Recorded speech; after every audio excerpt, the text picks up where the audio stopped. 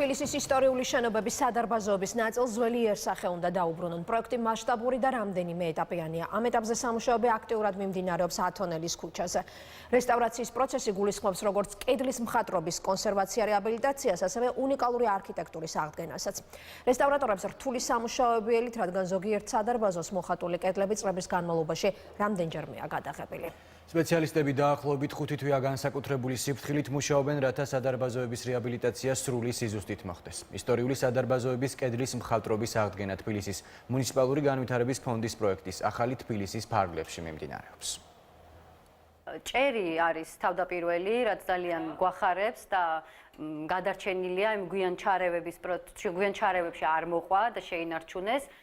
ჭერის მხატვრობის ფრაგმენტები ღია ტონებში დახვეწილი გამოსახულებებით მეტნაკლებად გვიქმნის წარმოდგენას, როგორ გამოიყურებოდა მე-19 საუკუნის 80-იან წლებში თბილისის ერთ-ერთი ყველაზე პრესტიჟული სასტუმრო ლონდონი.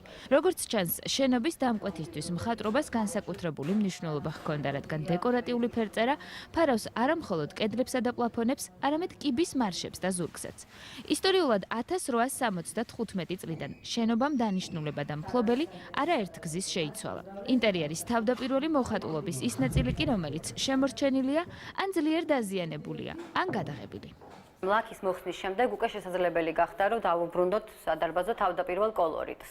რაც შეეხება კედლებს, აქ უფრო მეტი და რთული ჩარევა, ამიტომ აქ ვფიქრობთ, რომ არ მოვხსნით ამ გვიან ფენებს და დავტოვებთ როგორც არის, იმიტომ რომ ჩვენ არ ვიცით ამ ფენების მიღმა ის თავდაპირველი მხატვრობა რამ მდგომარეობაშია. მესაკუთრეებს, რომლებიც დროთა განმავლობაში იცვლებოდნენ, შენობისთვის საკუთარი კვალით დაუტყვიათ. 50-იან წლებში ხელახლა მოუხატავთ, უფრო უხარისხოთ და მკვეთრ ტონებში.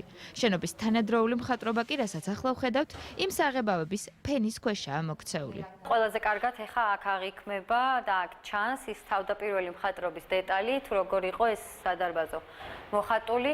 სამწუხაროდ ვერც ამ მხატვრობას ვერ გამოვაჩენთ ბოლომდე და სრულად ვერ მოვხსნით ამ გვიან ფენას, თუმცა გვინდა რომ რაღაც მონაკვეთში ვიზიტორებისთვის და ამ სადარბაზოს სტუმრებისთვის იყოს თვალსაჩინო ის თავდაპირველი სახე ამ სადარბაზოსის, როგორი იყო ის აშენების დროს.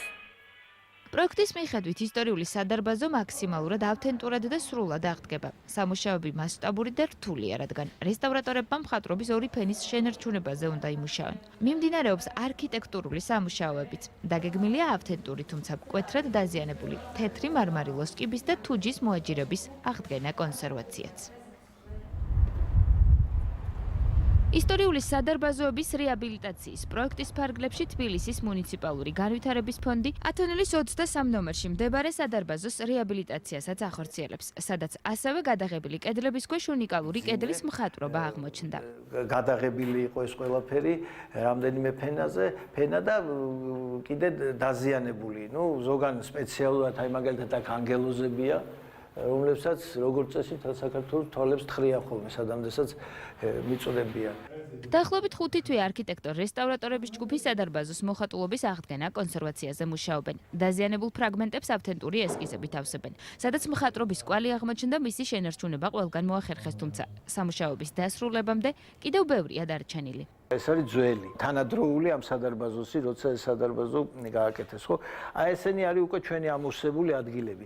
აი ესენი სულ შეივსება ამდაგვარად და ტონირება გაკეთება და მთლიანი აღდგება, ეს მარმარილოს ფაქტურა. შენობა, რომელშიც კედლის მხატვრობა თითქმის სრულადაა შემორჩენილი, 1905 წლებში უნდა აშენებულიყო და 3 სხვადასხვა ტიპის სადარბაზოსგან შედგება. მხატვრობა ყველგან გვხვდება, თუმცა ზოგან მისი შენარჩუნება ვერ მოხერხდა. ახალ აღმოჩენასელია ნამსახლის მეორე სადარბაზოშიც, სადაც შელესილი ფენა რესტავრატორებს ჯერ არ მოუხსნიათ. თბილისის განვითარების ფონდი სადარბაზოების რეაბილიტაციას პროექტის ახალი თბილისის ფარგლებში ახორციელებს. იდეა ყველაფერი ამის განვითარების მეტი მიზიდულობის შექმნა გახლავთ ტურისტებისთვის და ამიტომ ეს არეალი იქნა სპეციალურად შერჩეული. ბუნებრივია გვაქვს განვითარების გეგმა, სადაც უნდა განვითარდეთ, რისი რესტავრირებაც უნდა გავაკეთოთ, რათა მთელი ეს ძველი ისტორიული, ვთქვათ, ფრესკები, ძველი ისტორიული შენობები მივცეთ, ვთქვათ, პირველად განახლებული სახე და შევინარჩუნოთ ტურისტული მარშრუტისთვის. სამუშაოების დასრულებამდე 5 თვეზე ნაკლებია დარჩენილი.